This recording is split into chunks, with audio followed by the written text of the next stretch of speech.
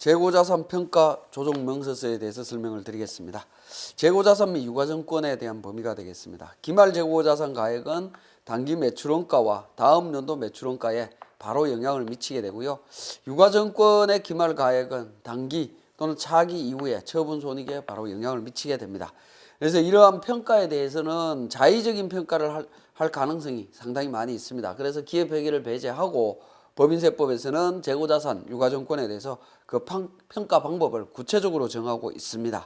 자, 평가 방법에 대한 부분을 한번 보시면 재고자산은 원가법과 저가법 중에 신고하도록 되어 있습니다. 원가법에는 개별법부터 시작해서 매가 환원법까지 있습니다. 그렇게 신고해서 한 가지 방법을 선택하실 수 있고, 무신고하게 되면 선입선출법, 부동산은 개별법으로 합니다. 근데 신고한 방법이 있는데도 불구하고 임의대로 변경을 했다라고 하면 선입선출법과 신고한 방법 중에 큰 금액으로 계산합니다. 유가증권은 원가법 중에서 개별 총평균 이동평균법 중에 하나를 선택해서 신고하도록 하고 있고요. 무신고 시에는 총평균법으로 합니다. 그 다음에 임의 변경한 경우에는 총평균법과 신고한 평가 방법 중에 큰 금액으로 하도록 되어 있습니다. 그리고 재고자산은 호별로 구분해서 종류별 영업장별로 각각 다른 방법으로 평가할 수 있다라는 거고요. 평가 방법의 신고와 변경 신고는 그러니까 그 신설법인인 경우에는 법인 설립일이 속하는 사업연도에 과세표준 신고 기한까지 법인세 신고할 때까지 신고하시면 됩니다. 자, 평가 방법을 신고한 법인이 그러니까 평가 방법을 변경하고자 할 때는 사업연도 종료일 이전 3월이 되는 날까지 신고를 하셔야 됩니다. 그러니까 12월 말 법인이다라고 하면 9월 말까지는 평가 방법을 신고하셔야 된다라는 겁니다. 자, 평가 방법의 무신고 또는 임의 변경 시의 평가 방법에 대한 부분이 나옵니다. 신고를 하지 않거나 신고 기한이 경과한 후에 신고를 하는 무신고의 경우와 신고한 평가 방법 이외에 다른 방법으로 평가를 했을 때에는 신고한 방법하고 적법하게 신고한 방법에 의한 가액 중에 큰 금액으로 하도록 되어 있습니다. 물론 무신고 시에는 재고자산은 선입선출, 매매 목적용 부동산은 개별법, 유가증권은 총평균법으로 하도록 되어 있습니다. 자, 재고자산 평가와 관련해서 세무조정 사항이 나오고 있습니다. 자, 이 부분 잠깐 설명을 드리면, 자, 우리 손익계산서를 한번 보시면 손익계산서는 수익에서 비용을 차감해서 이익을 계산하는 구조가 됩니다. 근데 이 비용에는 매출원가가 들어가게 돼 있죠. 매출원가는 기초재고, 당기 매입, 기말재고입니다. 기말재고 해서 플러스 마이너스해서 매출원가를 계산하도록 되어 있습니다. 자, 이렇게 계산하는데 자, 손익계산서가 차기 손익계산서, 즉 예를 들어서 2015년도 손익계산서와 2016년도 손익계산서를 한번 보시면 수익에서 비용을 차감을 하는데 비용 중에 매출원가가 되겠죠. 매출원가. 마찬가지로 기초재고, 당기 매입, 기말재고로 계산을 합니다. 기말재고로 플러스 마이너스해서 매출원가를 계산하도록 되어 있습니다. 근데 이 연결 구조가 2015년도에 기말재고 금액은 2016년도에 기초재고 금액으로 연결되도록 되어 있다는 겁니다. 연결되도록 되어 있고, 이 기초재고는 당해 연도에 당해 과세 기간에 모두 처분된 걸로 가정합니다. 모두 팔린 걸로 가정을 한다라는 거죠. 그러다 보니까 기말 재고가 많아지거나 작아지게 되면 소득 처분은 입금 또는 세무조정은 입금 또는 송금에 대한 유보 금액이 발생하게 됩니다. 유보 금액이 발생하는데 그 다음 연도로 가게 되면 모두 처분이 되기 때문에 모두 처분되면 유보는 관련 자산 부채가 소멸되게 되면 반대의 세무조정이 나온다라고 했죠. 송금 또는 입금에 대한 유보로 반대의 세무조정으로 정리되도록 되어 있습니다. 그래서 뭡니까? 재고자산 평가와 관련되는 부분은 당해 연도에 세무조정이 일어나게 되면 그 다음 연도에 바로 반대의 세무조정이 바로 일어납니다. 지난 시간에 제가 대손충당금에 대해서 설명을 드렸는데 대손충당금 한도 초과 금액도 보면 뭡니까? 우리 총액법, 법인세법은 총액법이기 때문에 1월 1일 날 전액 다 환입을 해버린다라고 했죠. 환입함과 동시에 전년도에 한도 초과로 있었던 유보 금액이 자동으로 소멸되는 세무조정이 일어나도록 되어 있습니다. 자동 세무조정인데 재고자산과 관련되는 부분도 반드시 뭡니까? 전년도에 재고자산 평가감 또는 평가증에 대한 세무조정이 있었다라고 하면 다음 연도에 반대의 세무조정이 자동으로 일어난다라는 겁니다. 자, 유가증권 평가와 관련되는 부분입니다. 유가증권 평가와 관련되는 부분은 유가증권에 대한 평가 이익이나 평가 손실에 대해서는 뭡니까? 입금 불산입 항목으로 세법에서는 규정을 하고 있습니다. 그래서 평가 차손익을 인정하지 않는다라는 거죠. 단기매매 증권 평가에 대한 세무조정과 매도 가능 증권에 대한 세무조정이 있습니다. 이 기타 포괄 손익 누계액으로 계상이 되어 있는 부분인데요. 자, 이 부분에 대해서도 잠깐 설명을 드리면, 자, 우리 회계 처리를 기준으로 해서 한번 설명을 드려보도록 하겠습니다.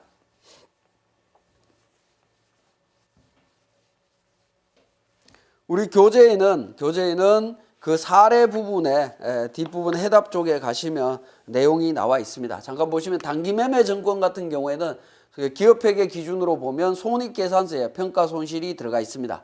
그래서 장부상에 단기매매 증권 평가손실로 손익계산서에 들어가 있다라는 거죠. 2천만 원만큼 들어가 있고요. 이게 단기매매 증권으로 자산을 감소시킨 걸로 되어 있습니다. 이렇게 회계 처리가 되어 있을 겁니다. 매도 가능 증권으로 해서 처리가 되어 있는데 세법상에서는 어떻게 되느냐? 세법상에서는 이 평가 손실에 대한 분개를 하지 않습니다. 인정하지 않는다라는 거죠. 그래서 차이는 수정과 관련되는 부분은 평가 손실을 감소시켜야 되겠죠. 감소시키고 매도 가능 증권을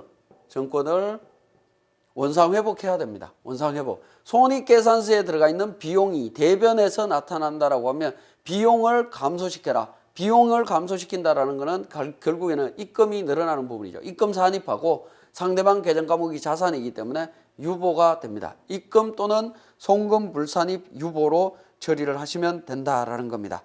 자, 이렇게 이제 정리가 되고요.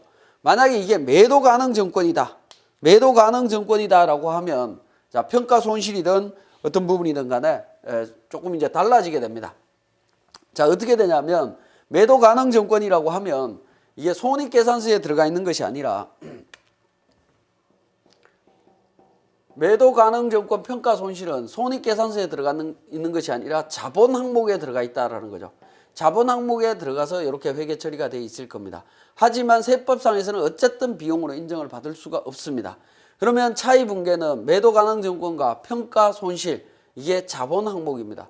자본 항목으로 이렇게 구성이 되는데 자산과 자본이 동시에 나오게 되면 이 부분은 좀 그러니까 재무상태표 항목끼리만 차변 대변이 동시에 나오게 되면 좀 분리해서 보셔야 된다라고 했습니다. 자, 분리하게 되면 자산, 즉 증권이죠. 매도 가능 증권 20. 차변에 자산이 증가하게 되면, 기말 자산이 증가하면 이익이 늘어난다라고 했습니다. 20만큼 늘어날 거고요. 자, 자본, 평가 손실입니다. 손실, 평가 손실, 자본 항목이 20이 자본이 늘어나면 이익이 감소한다라고 했습니다. 그래서 이익이 늘어났기 때문에 입금 산입 20 유보 처리가 되고요. 이익이 줄어들었습니다. 이익이 줄어들었죠. 송금 산입 20 자본 항목입니다. 자본 항목이기 때문에 기타로 소득 처분을 하게 됩니다. 자, 그래서 자본 항목에 들어가 있는 경우에는 평가 손실이 자본 항목에 들어가 있는 경우에는 송금 또는 입금이 양쪽에서 동시에 세무조정이 나타나지만 손익계산서에 들어가 있는 경우에는 입금 또는 송금 하나의 세무조정만 나타난다라는 것을 확인하실 수가 있습니다. 자, 그리고 다섯 번째, 파손 부패 등에 따른 평가 손실에 대한 부분이 나오는데요. 자, 이 부분에 대해서는 사업연도 종료일 현재 처분 가능한 시가로 평가할 수 있습니다. 그래서 결산 조정 사항으로 평가 손실 금액을 계상하게 되면 송금으로 인정해 주겠다라는 겁니다. 만약에 결산 조정으로 처리하지 않으면 인정받을 수가 없습니다. 자, 그러면 구체적인 사례를 통해서 세무사랑2에서 확인해 보도록 하겠습니다. 자, 재고자산 평가 조정 명세서에 대해서 세무사랑2를 통해서 확인을 해 보겠습니다. 자, 우리 교재에 주어진 자료에 보면 재고자산 관련되는 정기유보 잔액은 재고자산 평가증 500만 원이 송금 산입되어 있다라는 것을 자본금과 적립금 조정명세서 얼표에서 확인할 수 있을 겁니다. 만약에 이런 내용들이 있다라고 하면 이 금액은 우리 재고자산 평가 손실 재고자산 평가 조정 명세서 상에서 그 내용을 반영할 수 있는 난은 없습니다. 정기분에 대해서 반영할 난은 없기 때문에 유보 잔액을 통해서 바로 반대의 세무조정을 진행을 해주시면 되겠습니다. 자, 그 다음에 두 번째, 기말 재고자산에 대한 평가 방법과 평가액에 대한 정보가 있고요. 세 번째, 평가 방법 신고 내용에 대한 부분이 있습니다. 그리고 네 번째, 유가증권에 대한 부분이 있는데요. 자, 그러니까 우리 프로그램상에 재고자산 평가 조정 명세서 내용을 보시면 첫 번째, 재고자산 평가 방법에 대한 검토가 있습니다. 자, 이 부분은 기존의 재고자산에 대한 평가 방법을 신고를 언제 했느냐, 신고 방법과 실제 평가한 방법의 적정성 여부를 판단을 해주시면 됩니다.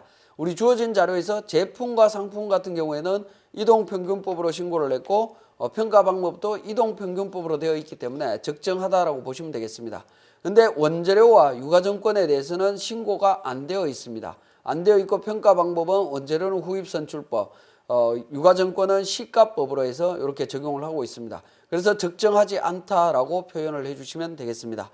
자, 앞에서도 말씀을 드렸지만 재고자산 관련해서는 영업장별 재고자산 호별로 종류별로 따로 신고 방법을 선택할 수 있습니다. 물론 현실적으로는 전체를 동일한 방법으로 처리했을 겁니다. 자, 두 번째, 평가 조정 계산입니다. 평가 금액의 적정성을 확인하는 부분인데요. 자, 이 부분은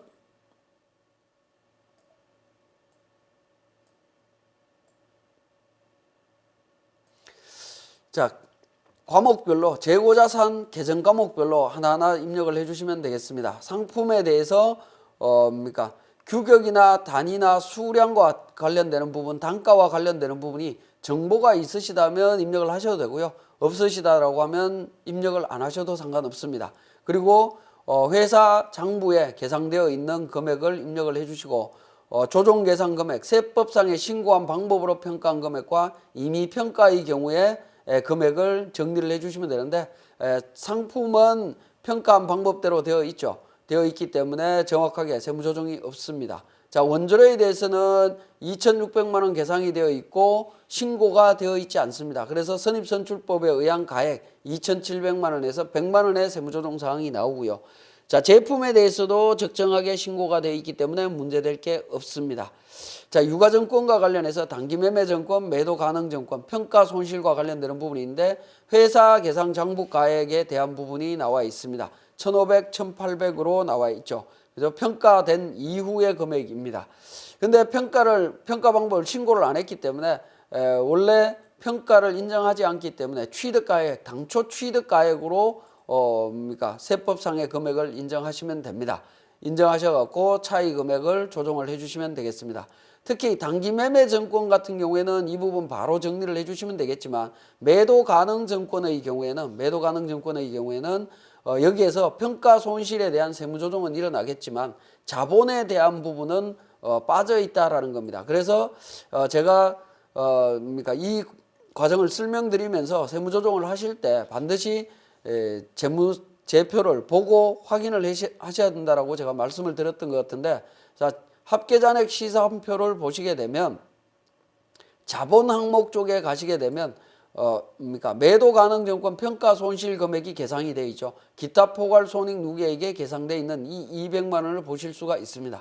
이 200만 원은 그러니까 별도로 재무상태표나 합계잔액 시산표를 보시고 세무조정을 우선적으로 진행을 해 주셔야 된다라는 거죠. 왜냐하면 이 매도 가능 증권에 대한 재고자산 또는 유가증권에 대한 평가 조정 명세서 상에서는 평가된 가액에 대한 조정 사항만 나타나지 자본에 대한 조정 사항은 나타나지 않는다라는 겁니다. 그렇기 때문에 회계 처리 내용을 확인하시는 차원에서 기타 포괄 손익 누계액에 반영되어 있는 이 200만 원에 대한 세무조정 내용도 확인을 하셔야 됩니다. 그래서 조정 등록을 통해서 세무조정을 해주시면 되는데 재고자산 평가와 관련되는 부분은 총 금액 기준으로 조정액이 총 금액 기준으로 세무조정이 일어납니다. 확인을 해주고 있는데 이 부분은 재고자산별로 따로따로 세무조정을 해주시는 게 추후에 유보잔액을 관리하는 측면에서 훨씬 유리하다라고 볼 수 있습니다. 그래서 전기 재고 제품 평가 증가, 매도 가능 증권 손실, 그 다음에 재고자산 평가 감 100만 원 관련되는 부분과 단기 부분에 대한 세무조정을 별도로 진행을 해주시면 됩니다. 단기 매매 증권 평가 이 500만 원과 관련되는 부분 별도로 세무조정을 각각 종류별로 해주시는 게 유보잔액 관리 측면에서는 훨씬 유리하다라고 보시면 될 것 같습니다. 자, 여기까지가 재고자산 평가 조정 명세서였습니다.